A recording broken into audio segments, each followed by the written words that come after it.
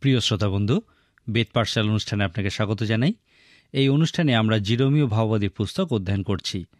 এই পুস্তকের প্রায় 52টি অধ্যায় জুড়েই আমরা জিরোমীয় ভাওবাদীকে কাঁদতে দেখি। এরপর তিনি আরেকটি ছোট বই লিখেছিলেন, যাকে আমরা বিলাপ পুস্তক বলি, যার অর্থও হল কান্না বা শোক করা। আসুন আমরা এখন বিলাপ পুস্তক থেকে একটা অংশ পড়ি। লেখা আছে, জিহুদা দুঃখে ও মহাদাসত্বে নির্বাসিত হইয়াছে, সে জাতিগণের মধ্যে বাস করিতেছে, বিশ্রাম পায় না। তাহার তাড়নাকারীগণ সকলে সংকীর্ণ পথে তাহাকে ধরিয়াছিল। সিয়নের পথ সকল শোক করিতেছে, কারণ কেহ পর্বে আইসে না। তাহার সমস্ত দ্বার শূন্য, তাহার যাজকগণ দীর্ঘ নিঃশ্বাস ত্যাগ করে, তাহার কুমারীগণ ক্লিষ্টা, সে আপনি ঘন পীড়া পাইতেছে। তাহার বিপক্ষগণ মস্তক স্বরূপ হইয়াছে, তাহার শত্রুবর্গ ভাগ্যবান হইয়াছে, কেননা তাহার অধর্মের বাহুল্য পর্যন্ত সদাপ্রভু তাহাকে ক্লিষ্ট করিয়াছেন। তাহার শিশু বালকেরা বিপক্ষের অগ্রে অগ্রে বন্দী হইয়া গিয়াছে। সদাপ্রভুই ধর্মময়, ফলে আমি তাহার আজ্ঞার প্রতিকূলাচরণ করিয়াছি। হে জাতি সকল, বিনয় করি, শুনো, আমার ব্যথা দেখো। আমার কুমারীগণ ও আমার যুবকগণ বন্দী হইয়া গিয়াছে, এই কারণ আমি ক্রন্দন করিতেছি। আমার চক্ষু জলের নির্ঝর হইয়াছে, কেননা সান্ত্বনাকারী যিনি আমার প্রাণ ফিরাইয়া আনিবেন, তিনি আমা হইতে দূরে গিয়াছেন। আমার বালকেরা অনাথ, কারণ শত্রু বিজয়ী হইয়াছে। এই বিলাপ পুস্তকটি হচ্ছে জিরোমীয় পুস্তকের উত্তর ভাগ। জিরোমীয় পুস্তকের 52টি অধ্যায় জুড়েই আমরা জিরোমীয় ভাওবাদীকে কাঁদতে দেখি। তিনি সেই বাবিলীয়দের কাছে বন্দিত্বের ভয়ঙ্কর বিষয়গুলি দেখতে পেয়েছিলেন। এই জিরোমীয় পুস্তক সেই সময় গিয়ে শেষ হয়েছে যখন জিহুদার সমস্ত মানুষকেই বন্দী করে নিয়ে যাওয়া হয়েছিল এবং শুধুমাত্র কিছু বৃদ্ধ, অসুস্থ ও দুর্বল মানুষদেরকে ছেড়ে দেওয়া হয়েছিল এবং জিরোমীয় ভাওবাদীকেও ছেড়ে দেওয়া হয়েছিল। এরপর তিনি মিশরে চলে গেছিলেন এবং অনেকেই মনে করেন তাকে সেখানে হত্যা করা হয়েছিল। আবার অনেকে মনে করেন যে তিনি বাবিল দেশে সেই সমস্ত জিহুদীদের কাছে প্রচার করতে গিয়েছিলেন যাদেরকে তিনি খুবই ভালোবাসতেন। জিরোমীয় ভাওবাদী এই বিলাপ পুস্তকটি সেই সময় লিখেছিলেন যখন তার লোকদেরকে বন্দী করে নিয়ে যাওয়া হয়েছিল। এই বইটির নাম খুবই যথার্থ হয়েছে। জিরোমীয় ভাওবাদী তখনও কেঁদে চলেছিলেন, কারণ সেই দেশ দখল করে নিয়েছিল এবং তার লোকেদের বন্দী করে নিয়ে যাওয়া হয়েছিল। এই পুস্তকে যে একটা সমস্যার বিষয় বলা হয়েছে তা হলো, তারা বিশ্বাস করত যে ঈশ্বরের মন্দির সেটাই যেখানে ঈশ্বরের উপস্থিতি থাকত। আক্ষরিক অর্থেই জেরুসালেম মন্দিরের মহাপবিত্র স্থানে ঈশ্বরের উপস্থিতি অবস্থিতি করত। সুতরাং সেই জিহুদীদের যাদেরকে বন্দী করে বাবিলে নিয়ে যাওয়া হয়েছিল, তাদের ঈশ্বর জেরুসালেমে থাকতেন। এই কারণেই দানিয়েল ভাওবাদী জেরুসালেমের দিকে মুখ করে প্রার্থনা করতেন। বন্দিত্বের সময়কার ভাওবাদীরা প্রকৃত অর্থেই বিশ্বাস করতেন যে তারা তাদের ঈশ্বরের কাছ থেকে দূরে অবস্থান করছেন। তাদের কাছে জেরুসালেম শহর ছিল ঈশ্বরের পবিত্র শহর। এই বইটি লেখার সময় জিরোমীয় ভাওবাদী একটা পাহাড়ের উপরে বসেছিলেন।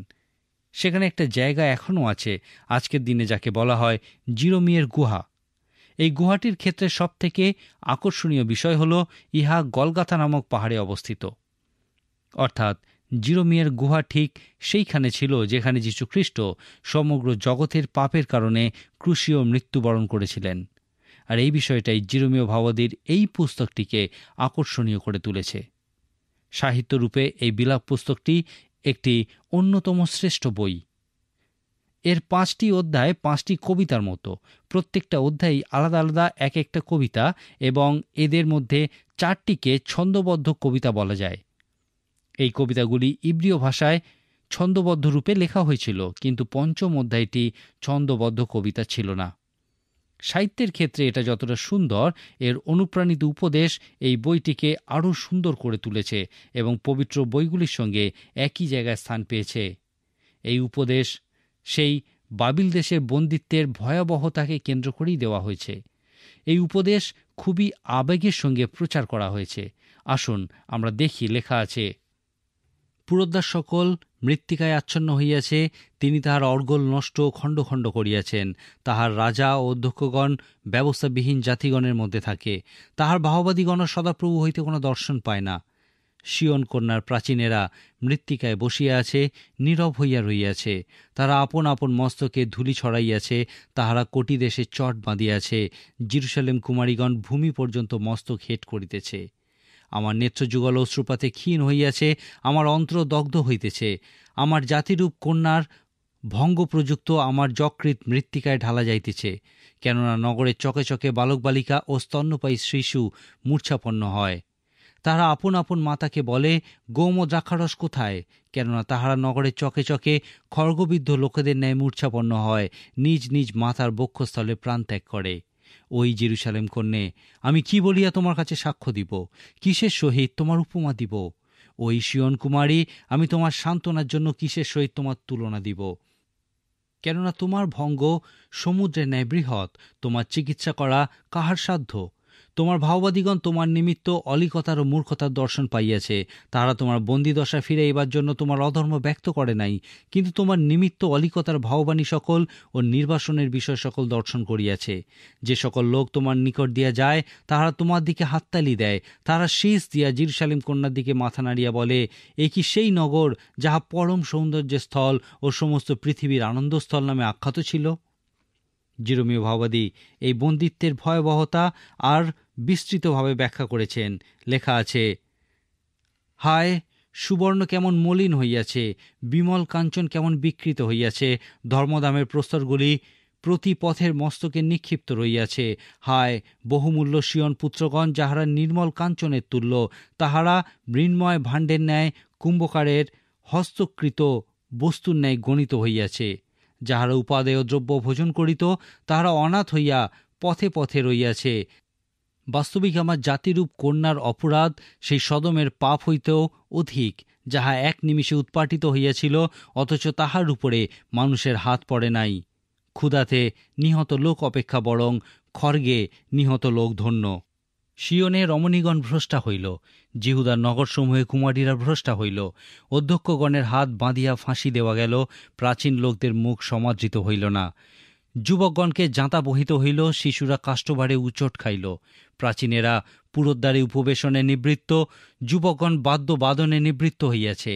আমাদের চিত্তের আনন্দ লুপ্ত হইয়াছে, আমাদের নৃত্য শোকে পরিণত হইয়াছে, আমাদের মস্তক হইতে মুকুট খসিয়া পড়িয়াছে।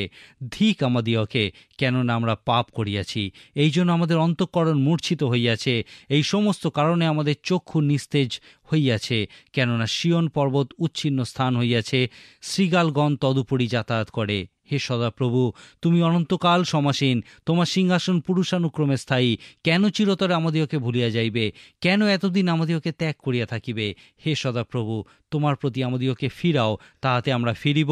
পূর্বকালের সদৃশ্য নূতন সময় আমাদিওকে দাও।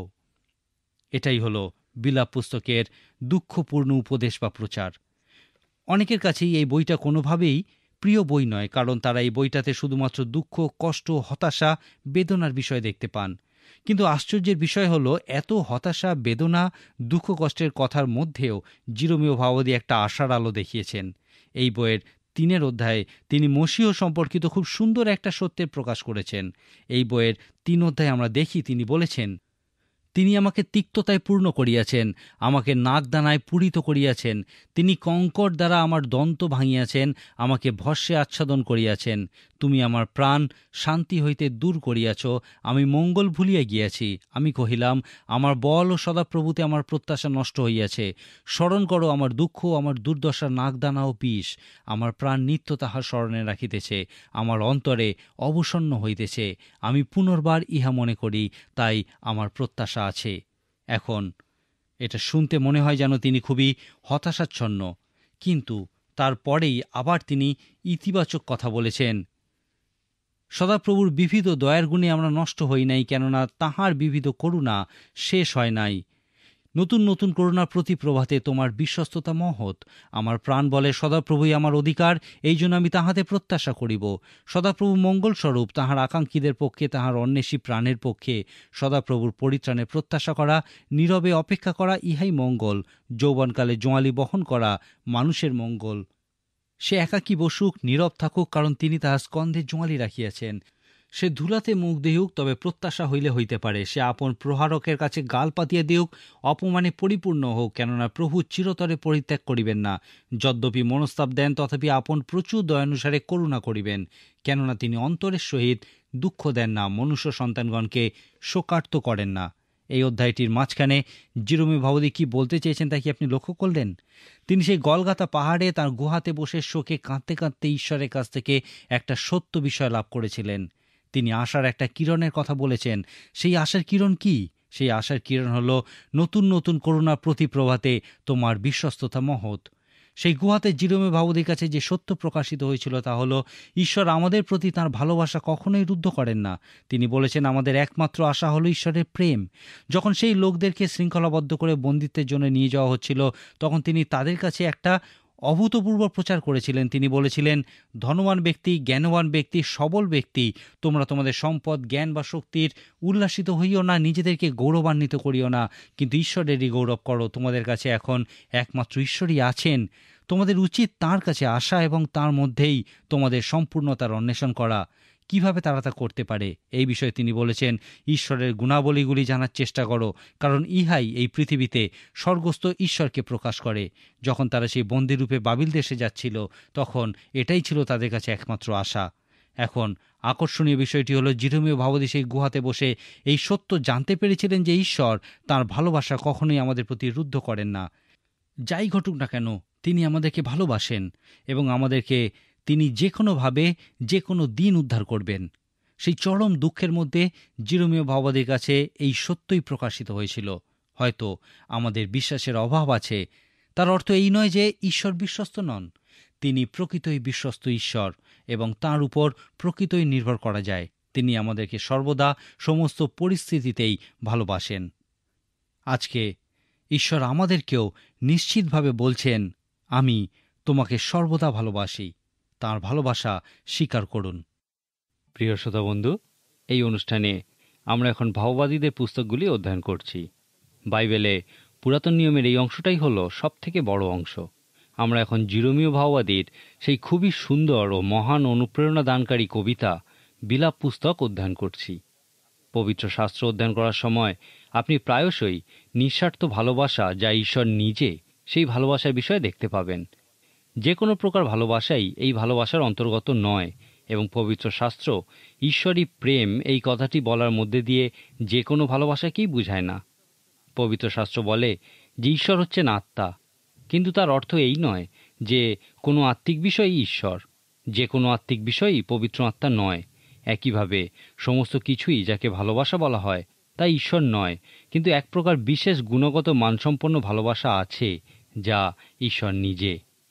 সাধু পৌল করিন্থীয় মণ্ডলীর প্রতি তার প্রথম পত্রের 13 অধ্যায়ে এই ধরনের ভালোবাসার বিষয়ে খুব সুন্দর একটি ব্যাখ্যা দিয়েছেন। সাধু পৌল এই ভালোবাসার বিষয়ে যা বলেছেন তা সংক্ষেপে এইভাবে প্রকাশ করা যায়। তিনি বলেছেন, আমি তোমাদেরকে বলতে পারবো না যে ইহা কি, কিন্তু আমি তোমাদেরকে ইহা কিভাবে আচরণ করে সেই সম্পর্কে বলতে পারবো। ঈশ্বর আমাদেরকে বলতে পারেন না যে ভালোবাসা কি, সেই জন্য তিনি আমাদেরকে কতকগুলি বিষয়ের মধ্যে দিয়ে দেখিয়েছেন যে যদি আমাদের মধ্যে সেই ভালোবাসা থাকে তাহলে আমাদের কিরূপ আচরণ করা উচিত। যখন আমরা এই 15টি বিষয় একত্রিত করি, তখন ঈশ্বরের প্রকৃতি সম্পর্কে কিছুটা বুঝতে পারি। সাধু পৌল সেই ভালোবাসা যা ঈশ্বর নিজে, সেই সম্পর্কে বলেছেন যে ইহা কিছুটা এই রকম। প্রথমত তিনি বলেছেন, ইহা ধ্বংস করা যায় না।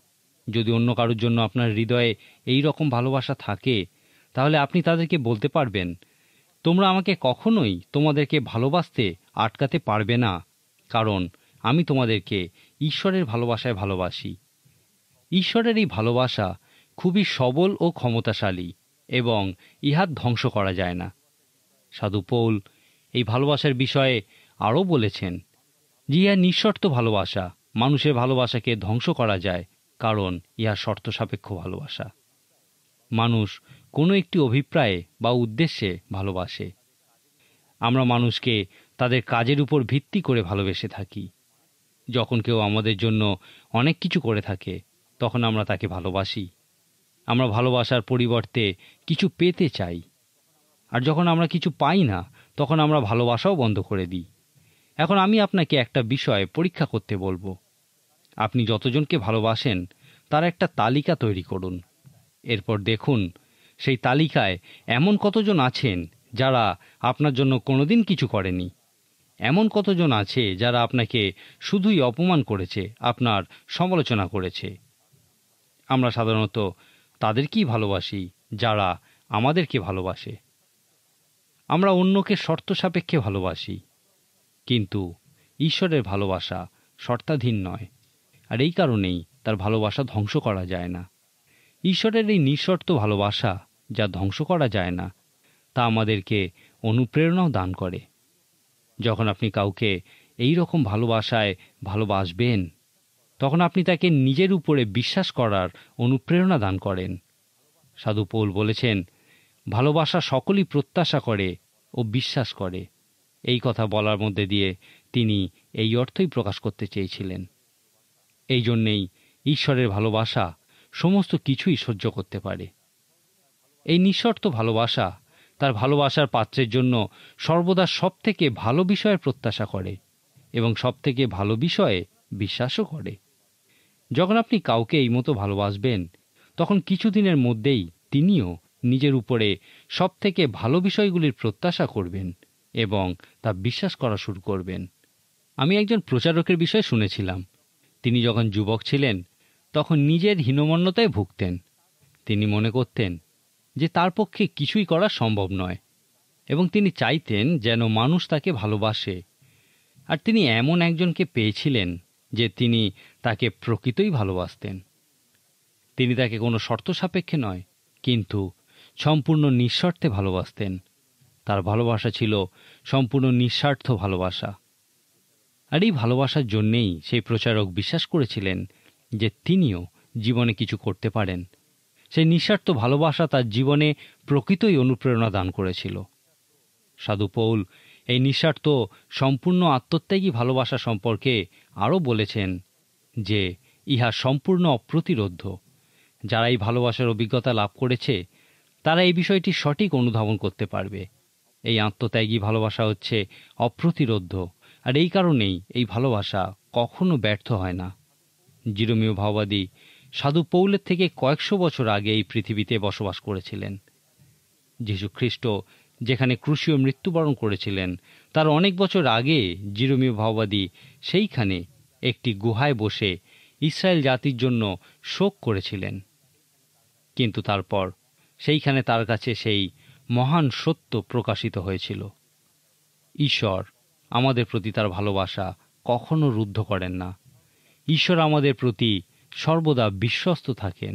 এমনকি যখন আমরা তাঁর প্রতি অবিশ্বস্ত হয়ে পড়ি, তখনও তিনি আমাদের প্রতি বিশ্বস্ত থাকেন। ইহাই হলো আমার একমাত্র আশা। ঈশ্বর, আমি বিশ্বাস করি, কারণ তুমি সেই ভালোবাসা এবং তোমার বিশ্বস্ততা তুমি আমাদেরকে ভালোবাসার মধ্যে দিয়ে প্রকাশ করেছ, যে একদিন তুমি আমাদেরকে আবার পূর্বের অবস্থায় ফিরিয়ে আনবে। কিছুকাল পর ওই জায়গাতেই ঈশ্বর সমস্ত মানুষের পাপের কারণে ক্রুশীয় মৃত্যুবরণ করেছিলেন, যেন প্রত্যেক মানুষ রক্ষাপ্রাপ্ত হয়। ইহাই হল বিলাপ পুস্তকের সবথেকে মহান এবং সুন্দর অনুপ্রেরণা দানকারী উপদেশ। বিলাপ পুস্তকের 3 অধ্যায়ে আমরা দেখি লেখা আছে, প্রভু আজ্ঞা না করিলে কাহার বাক্য সিদ্ধ হইতে পারে? পরাৎপরের মুখ হইতে কি বিপদ ও সম্পদ দুই বাহির হয় না? জীবিত মানুষ কেন আক্ষেপ করে? প্রত্যেক ব্যক্তি আপন পাপের দণ্ডের জন্য। আইসো, আমরা আপন আপন পথের সন্ধান ও পরীক্ষা করি এবং সদাপ্রভুর কাছে ফিরিয়ে আসি। আইসো, হস্তযুগলের সহিত হৃদয়কেও স্বর্গনিবাসী ঈশ্বরের দিকে উত্তোলন করি। হে সদাপ্রভু, আমি অধোলোকস্থ কূপের মধ্য হইতে তোমার নাম ডাকিয়াছি। তুমি আমার রব শুনিয়াছ। আমার নিঃশ্বাস, আমার আর্তনাদ হইতে কর্ণ লুকাইও না। যেদিন আমি তোমাকে ডাকিয়াছি, সেই দিন তুমি নিকটে আসিয়াছ, বলিয়াছ, ভয় করিও না। হে প্রভু, তুমি আমার প্রাণের বিপদ সকল নিষ্পত্তি করিয়াছ, আমার জীবন মুক্ত করিয়াছ। সাধু ইয়োবের পুস্তকে আমরা যে মহান সত্য আবিষ্কার করেছিলাম, সেই একই সত্য জিরোমীয় ভাওবাদী এই আশার বাণী প্রকাশ করার মধ্যে দিয়ে ব্যাখ্যা করেছেন।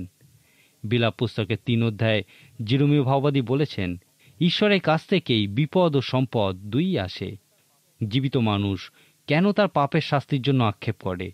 এসো, আমরা নিজেদের পথের সন্ধান ও পরীক্ষা করি এবং সদাপ্রভুর কাছে ফিরে আসি।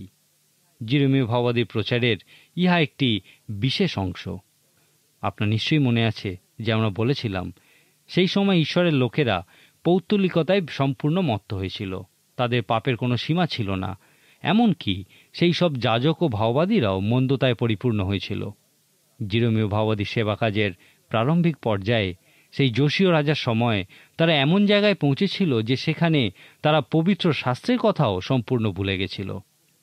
যখন তারা মন্দিরের পুনর্নির্মাণ করেছিল, তখন পবিত্র শাস্ত্রের কিছুটা অংশ সেই ধ্বংসস্তূপের মধ্যে থেকে আবিষ্কার করেছিল। সেই শাস্ত্রাংশ যে মানুষটি খুঁজে পেয়েছিলেন, ইসরা ছিলেন তার বংশধর, এবং তিনি সেই লোকেদের মধ্যে অভূতপূর্ব আত্মিক জাগরণের সৃষ্টি করেছিলেন। সেই বন্দিত্বের সময়কার সকল ভাওবাদী, বিশেষত জিরোমীয় ভাওবাদীর মূল উপদেশ ছিল, ঈশ্বর তোমাকে এতই ভালোবাসেন যে তিনি তোমাদের কিছুতেই দিনের পর দিন আত্মিকভাবে নষ্ট হয়ে যেতে দেবেন না। ঈশ্বর কখনোই ইহা হতে দেবেন না, কারণ তোমরা তার সন্তান। সমগ্র বাইবেল থেকে যদি আপনি ঈশ্বরের লোকেদের দুঃখভোগের কারণ খুঁজতে থাকেন, তাহলে একটা বিষয় আপনি বারবার দেখতে পাবেন, আর তা হল সংশোধন বা শাস্তি প্রদান। ইব্রিয় পুস্তকের 12 অধ্যায়ে আমরা যে উপদেশ দেখতে পাই তা হল, লেখা আছে, শাসনের জন্যই তোমরা সহ্য করিতেছ, যেমন পুত্রদের প্রতি তেমন ঈশ্বর তোমাদের প্রতি ব্যবহার করিতেছেন। কেননা পিতা যাহাকে শাসন না করেন এমন পুত্র কোথায়? আবার আমাদের মাংসের পিতারা আমাদের শাসনকারী ছিলেন, এবং আমরা তাহাদিওকে সমাদর করিতাম। তবে যিনি আত্মা সকলের পিতা, আমরা কি অধিক পরিমাণে তাহার বশীভূত হইয়া জীবন ধারণ করিব না?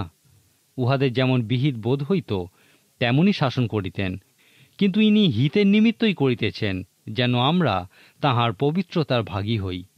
ইব্রিয় পুস্তকের লেখক এই প্রকার শাস্তির উল্লেখ করে বলেছেন যে আমরা যে স্বর্গস্থ পিতার সন্তান, তা আমাদেরকে শাস্তি প্রদানের মধ্যে দিয়ে তিনি প্রমাণ করতে চান। এই অংশের মধ্যে দিয়ে জিরোমীয় ভাওবাদী যে সত্যের বিষয়ে প্রচার করেছেন, বাইবেলে আমরা বারবার এই বিষয়ের উপর জোর দিতে দেখি। রাজা সলোমন তার উপদেশক পুস্তকের 7 অধ্যায়ে বলেছেন, সুখের দিনে সুখী হও এবং দুঃখের দিনে দেখো ঈশ্বর ইহা ও উহা পার্শ্বাপার্শ্বী রাখিয়াছেন। অভিপ্রায় এই, তাহার পর কি ঘটিবে তাহার কিছুই যেন মনুষ্য জানিতে না পারে। আর এই কারণেই তিনি বলেছিলেন, ভোজের গৃহে যাওয়া অপেক্ষা বিলাপ গৃহে যাওয়া ভালো, কেননা তাহা সকল মনুষ্যের শেষ গতি। এখানেই আপনি নৈতিক বিষয় চিন্তা করতে পারেন, ঈশ্বরের কথা চিন্তা করতে পারেন, জীবনের অর্থ ও উদ্দেশ্যের বিষয়ে চিন্তা করতে পারেন, কিন্তু ভোজের গৃহে আপনি এই বিষয়গুলি নিয়ে চিন্তা করতে পারবেন না। যখন দুঃখের দিন আসবে, তখন সেখানে ঈশ্বরের হস্তক্ষেপ লক্ষ্য করুন। বিলাপ পুস্তকে জিরোমীয় ভাওবাদী এই কথাটাই বলতে চেয়েছেন। জিরোমীয় ভাওবাদী তার প্রতি শাস্তি নেমে আসার ক্ষেত্রে ঈশ্বরের হস্তক্ষেপ লক্ষ্য করেছিলেন, যিনি তাদেরকে নতুন পাত্রে পরিণত করতে চেয়েছিলেন। বাবিল দেশের কাছে বন্দিত্বের মধ্যে দিয়ে ঈশ্বর তাদেরকে শাস্তি দিতে চেয়েছিলেন, এবং তার ইচ্ছা ছিল যেন ইহার মধ্যে দিয়ে তাঁর লোকেরা উত্তম মানুষে পরিণত হয়। বিলাপ পুস্তকে আপনি এই বিষয়ে বিস্তৃত বিবরণ দেখতে পাবেন। এই বিলাপ পুস্তকের মূল বক্তব্য জিরোমীয় ভাওবাদীর একটা কথার মধ্যে দিয়ে প্রকাশ পেয়েছে, ঈশ্বর তুমি আমার প্রাণ রক্ষা করেছ। তিনি শাস্তি প্রদানের মধ্যে দিয়ে নতুন পাত্রে পরিণত করার বিষয়টির মধ্যে দিয়ে এই অর্থই প্রকাশ করতে চেয়েছিলেন। আপনি কি ঈশ্বরের সেই নিঃশর্ত ভালোবাসা, যা ধ্বংস করা যায় না, যা অনুপ্রেরণা দান করে এবং যা অপ্রতিরোধ্য, সেই ভালোবাসার অভিজ্ঞতা লাভ করেছেন? যদি না করে থাকেন, তাহলে আজকে ঈশ্বরকে বলুন, হে ঈশ্বর, তোমার ভালোবাসায় আমাকে রক্ষা করো। ঈশ্বর আপনাকে তার ভালোবাসায় নতুন মানুষে পরিণত করতে পারেন। আপনাকে শুধু পাপ স্বীকার করতে হবে এবং তার নিঃশর্ত ভালোবাসা স্বীকার করতে হবে, তাহলে অবশ্যই তিনি আপনাকে রক্ষা করবেন। আজকের মতো তাহলে এখানেই শেষ করি। ঈশ্বর আপনার মঙ্গল করুন।